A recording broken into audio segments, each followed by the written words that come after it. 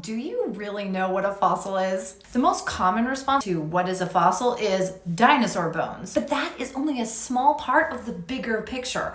Fossils can be so much more. Fossils are the traces and remains of ancient life. The process starts when an organism dies and is buried. Sometimes these remains are slowly turned to stone by minerals in groundwater seeping into the tiny microscopic openings in the bones or the wood. This is often referred to as permineralization. Different types of minerals can produce fossils of different colors. Sometimes the organism's remains can be completely replaced by minerals, like this shell that's been turned to pyrite, or this bone that's been opalized. Fossils can be squished flat or preserved in 3 dimensions. On occasion, the organism's body is completely lost, but leaves behind an impression in the sediment known as a mold. If this mold gets filled in by sediments, it can form a natural cast of the animal. In cases of exceptional preservation, sometimes soft tissues like skin, scales, feathers, hair can be preserved, or even entire soft-bodied animals like worms or jellyfish. How a fossil is preserved depends a lot on what kind of environment the animal lived and died in,